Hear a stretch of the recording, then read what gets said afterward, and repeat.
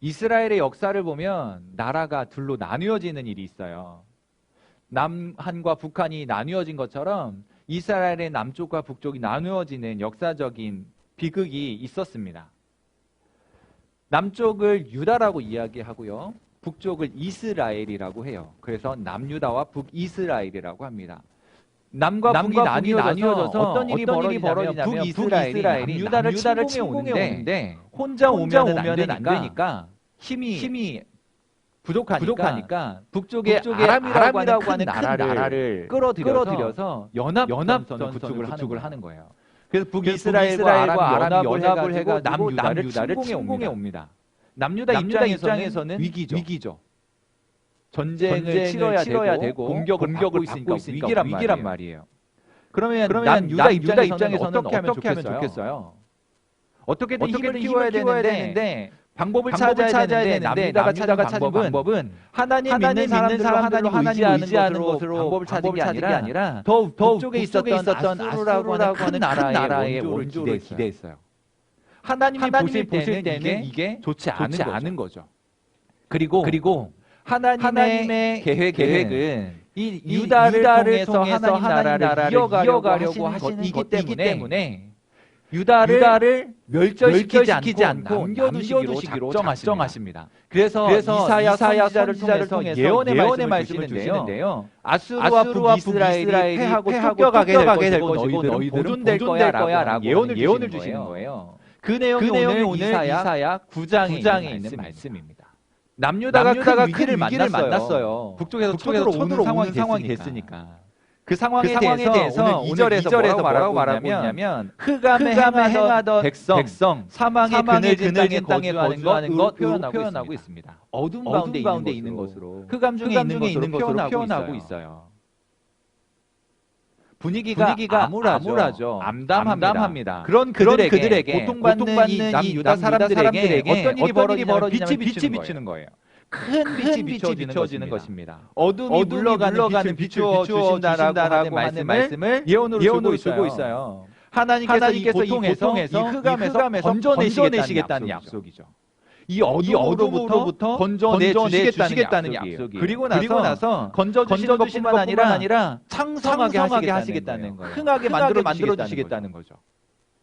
전쟁에서 이기게 하시고 그래서 전쟁에서 얻어진 전리품을 취하게 만드시겠다는 거예요. 즐거움이 더 커지게 만들어주시겠다는 거예요. 수수하여 수학을 거둔 것처럼 전쟁에서 이겨 전리품을 취하는 것처럼 이 즐거움이 계속될 수 있도록 해주시겠다 약속 주시는 거예요. 무겁게 맨 멍에를 꺾으시고 채찍과 막대기를 꺾으시고 가볍게 해주시겠다는 거예요. 모든 아픔으로부터 벗어나게 해주시겠다 약속해 주시는 거예요. 우리에게 이런 일이 일어났으면 좋겠죠.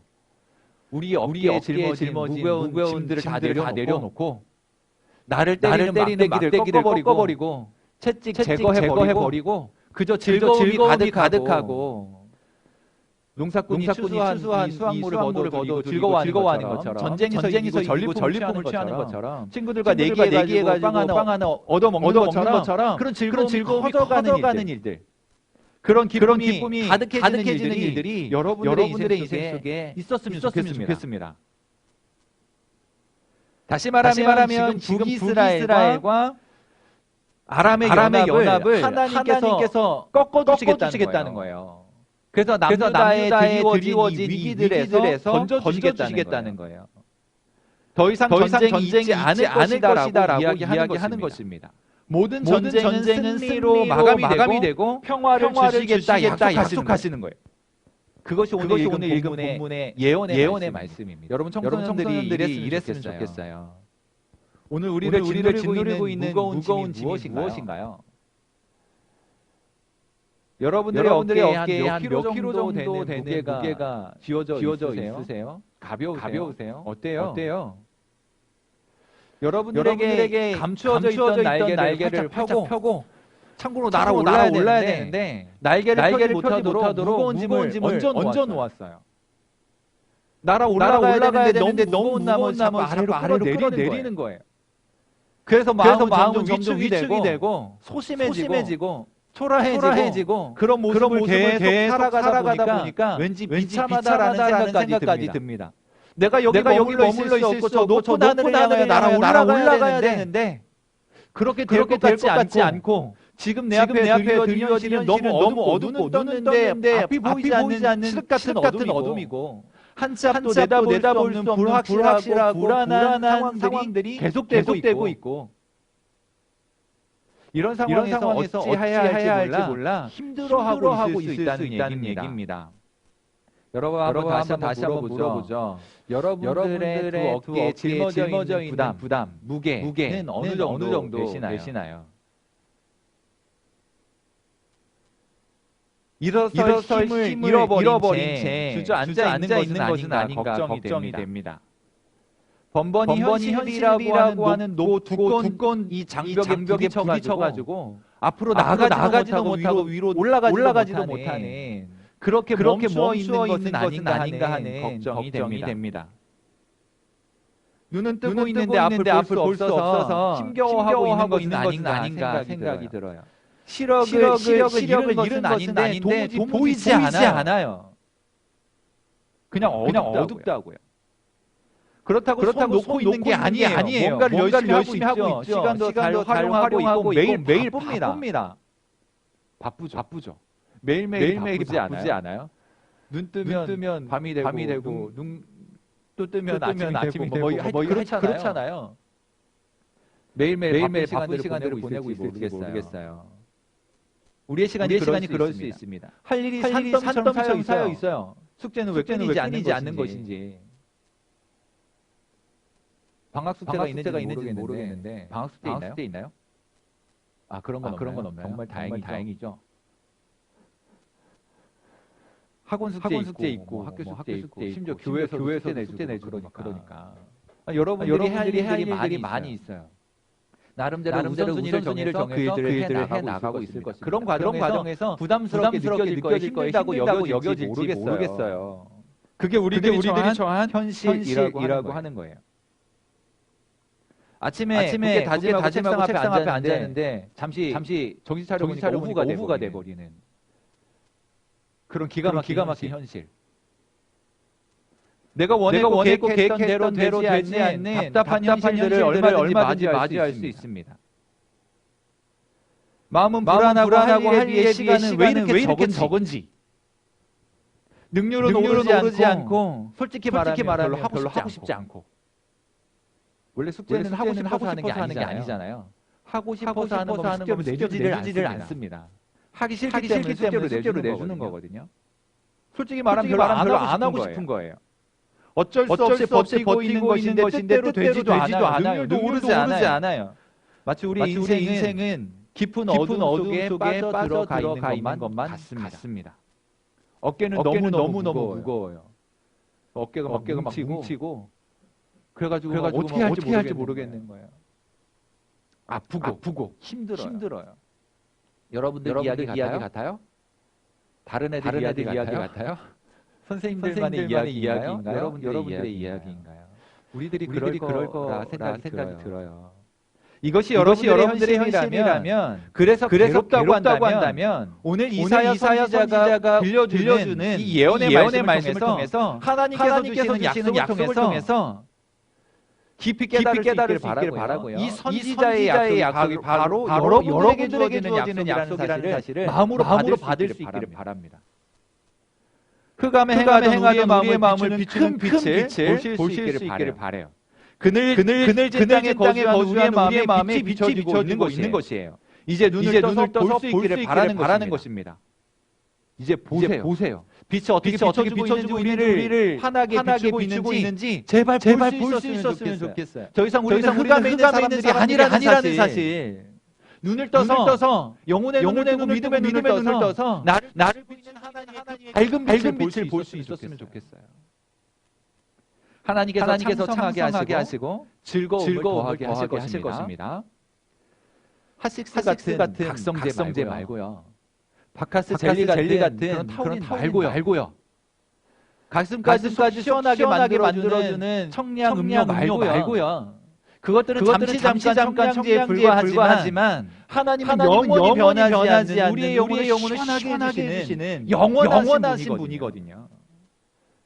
영원히 변하거나 흔들리지 않는 즐거움과 자유를 주시겠다고 약속해 주시는 거예요. 이 땅에서 불과 100년에 국한한 것들에 매이지 말고 더 영원한 것, 그 영원한 것이 여러분들의 인생을 이끌어갈 수 있고요. 여러분들은 그 영원한 것에 인생을 걸 수 있었으면 좋겠습니다. 하나님의 약속을 들어보세요. 여러분들의 마음을 가볍게 해주시겠다고 말씀하시는 이 약속, 아프게 때리던 채찍과 막대기를 꺾어버리시겠다고 말씀하십니다. 더 이상 갈등도 없고 전쟁이 없는 평안, 샬롬을 주시겠다는 거예요. 기대되지 않으세요? 여러분들에게 그것을 주시겠답니다. 여러분들이 이것들을 깨닫고 받아들이셨으면 좋겠어요. 믿음으로 예수 그리스도를 고백하는 순간 그 모든 약속이 나의 약속이 되어 나의 인생이 달라지게 될 거예요. 여러분들의 인생이 달라질 거란 말이죠. 이 일들이 어떻게 되는지 한번 잘 들어보세요. 한 아기가 우리에게 낳았다라고 말씀합니다. 한 아들을 우리에게 주시겠다 약속하고 있어요. 그분이 누구일까요? 예수 그리스도이십니다. 예수 그리스도가 우리와 이 땅에 오셨고 아기로 태어나셨고 아들이시면서 오셨어요. 이사야 시대에는 한 아들로 예언하는 말씀이었지만 오늘을 살아가는 우리에게는 이 예언이 성취되었어요. 바로 예수님께서 우리를 위해 오신 것으로 이루어졌습니다.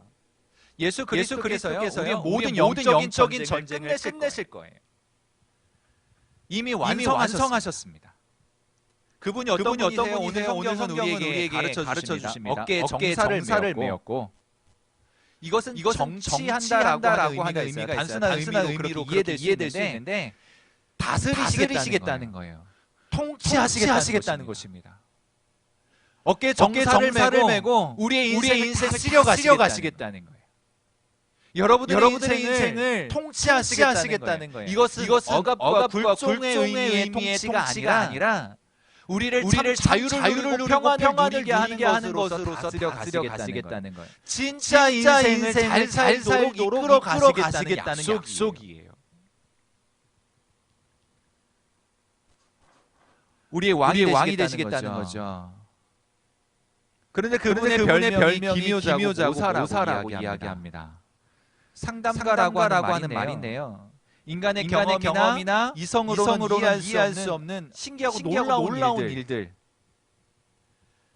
그런 신기하고 놀라우신 상담자라고 하는 이야기예요. 우리를 상담해 주시는 거예요. 어떻게 하는 것이 좋을까? 어떻게 인생을 살아가는 것이 잘 사는 것일까? 그것들을 지도해 가시는 거예요. 이끌어 가시는 거예요. 도와주신다는 거죠. 그런 지혜로우신 분, 그분을 기묘자 모사라고 이야기하고 있는 거예요. 우리의 모든 문제를 해결하실 분이 오직 예수 그리스도뿐이십니다. 우리의 모든 문제를 해결하실 지혜자이시고요. 인생의 문제, 죄 문제, 구원의 문제, 영혼에 관한 문제를 능히 해결하실 수 있는 분이 바로 예수 그리스도이십니다. 그분은 우리를 마음에 모시고 사는 거예요. 오직 유일하신 분. 그분을 마음속에 모시고 살아가시기를 바랍니다. 아울러 그분에 대하여 전능하신 하나님이라고 이야기해요. 예수님이 그리스도 구원자이시고 메시아라고 하는 사실을 가르쳐 주십니다. 전능하신 하나님, 우리의 구원자이시고 메시아라고 하는 사실을 가르쳐 주는 거예요. 하나님이신 예수님께서 성육신을 입고 이 땅에 아기로 태어나셨어요. 인간의 몸을 입고 태어나셨다고요. 그리고 십자가에서 구원을 완성하셨습니다. 하나님이셨기 때문에 굳이 그런 일들 당하지 않으셔도 되는데 육신을 입고 그 모든 일들을 당하신 거예요. 다 감당하신 거예요. 그리고 십자가에서 우리의 구원을 완성하셨습니다. 바로 목사님과 여러분들을 위하여 그 일을 행하셨어요. 바로 그 일을 위해 예수님께서 이 땅 가운데 오신 거예요. 그분이 하나님이시고 구원자. 오늘 말씀하고 있는 전능하신 하나님이라고 일컬어지는 것입니다. 또한 영존하신 아버지라고 부르고 있어요. 아버지의 사랑으로 영원히 사랑하시고 변함이 없으신 주님을 일컫는 말입니다. 아버지가 사랑하시는 분, 영원히 변하지 않는 사랑으로 우리를 품으시는 분, 그분을 우리에게 소개하고 뿐만 아니라 평강의 왕이라고 이야기합니다. 이 말이 바로 샬롬인데 우리가 진정 원하는 것은 평강이에요. 불안함은 물러가고 평안이 가득해지는 것을 우리는 바랍니다. 걱정 없이 근심 없이 그렇게 살아가기를 우리는 간절하게 바라거든요. 그 일들을 예수 그리스도 안에서 해주시겠다는 거예요. 그래서 평강의 왕으로 오셨다는 거예요. 전쟁이 없는 상태, 그 상태가 샬롬이에요. 갈등이 없는 상태, 샬롬입니다. 뿐만 아니라 모든 필요를 넉넉하게 채워주셔서 부족함이 없는 상태를 샬롬이라고 하는 평강이라고 이야기하는 거예요. 여러분 한번 물어볼까요? 여러분들이 평안을 원하고 문제 없는 것을 원하지만 솔직히 말해서 문제가 없을 수 있어요? 근심이나 염려가 없을 수 있나요? 다툼이나 갈등 원치 않지만 내가 생각하는 것과 달리 갈등이 있을 수밖에 없잖아요. 우리가 살아가다 보면 원하지 않았는데 친구들과의 갈등이 일어나고 일어날 수 있잖아요. 그건 내가 원해서 되는 게 아니에요. 누군들 부자로 살고 싶지 않은 사람이 어디 있겠어요? 돈 많은 거 귀찮아, 가난하게 살 거야, 이런 사람 누가 있겠어요? 건강한 거 불편해, 걷는 것도 그냥 누워만 있고 싶어, 차라리 아팠으면 좋겠어. 이렇게 생각하는 사람 누가 있겠어요? 우리는 건강을 원합니다. 그런데 때로 아파요. 부자이길 원합니다. 그런데 때로 가난해요. 그냥 형통하길 원하는데 뭔가 불통하는 일이 일어나요. 친구들과 사이좋게 지내고 싶은데 뜻하지 않게 오해가 일어나요. 관계가 깨어지는 일들이 일어나요. 그 속에서 우리는 아파합니다. 그 속에서 우리는 고민해요. 그 속에서 우리는 힘들어해요. 그리고 그런 상황을 빗대어서 우리는 이렇게 이야기하는 거예요. 내 인생 어둠 같아. 흑암에 있는 것만 같아. 라고 표현을 하는 거죠. 그게 여러분들의 인생이잖아요. 그게 우리들의 인생이라고요. 그저 그런 염려나 걱정이나 아픔들이 없어서 샬롬의 시간을 보내는 것이 아니라 아픔이 있고 근심이 있지만 그 모든 일들 위해 하나님이 함께하여 주시고 우리의 구원자요 그리스도 메시아이신 예수님께서 함께하여 주시기에 비록 근심은 되나 마음의 평안을 누리게 되어지는 상태, 문제는 있지만 예수님으로 인하여 샬롬을 누리게 되는 상태, 그것을 우리에게 약속으로 주고 계신 거예요. 여러분 우리의 인생은요, 내가 뜻하는 대로 되지 않아도 예수 그리스도 안에서 참 평안을 누릴 수가 있습니다. 그분이 우리에게 약속해 주시는 거예요. 평강의 왕으로 오시겠다고. 그리고 실제로 오신 것으로 성취되었습니다. 여러분들이 예수를 주로 고백하고 모셔드리는 순간 이 샬롬을 누리실 수 있는 거예요. 이 평안을 누릴 수 있는 거예요. 그리고 그분이 우리를 다스려가시는 동안 우리의 인생은 진짜 잘 사는 인생이 되는 거예요. 여러분들이 정말 잘 사는 인생 되셨으면 좋겠습니다. 하는 일들마다 잘 됐으면 좋겠는데 잘 못해도 괜찮아요. 우리가 주님 안에 있으면 예수님 안에 있으면 내가 원하는 대로 되지 않아도 실패한 인생이라고 누가 말할 수 없어요. 하나님의 계획 속에 우리가 살아가고 있기 때문에 내가 예수 그리스도를 주로 고백하고 그분의 다스림을 받으며 살아간다면 지금은 내 눈에 조금 불편하게 보이고 원하는 것이 아니라고 생각될지 몰라요. 결국엔 하나님께서 샬롬을 고백하게 하실 거예요. 결국엔 하나님께서 반드시 승리로 마감하실 거란 말이죠. 그분이 우리를 위하여 오신 분이라고, 그분이 한 아기로 오셨다고 그렇게 이사야 선지자는 이야기하고 있습니다. 우리가 누리는 복은 바로 이거예요. 예수 그리스도께서 선지자를 통해 예언된 메시아로 오셨다는 사실. 이제 우리가 그 예수님을 마음에 모시고 믿음으로 살아가야 돼요.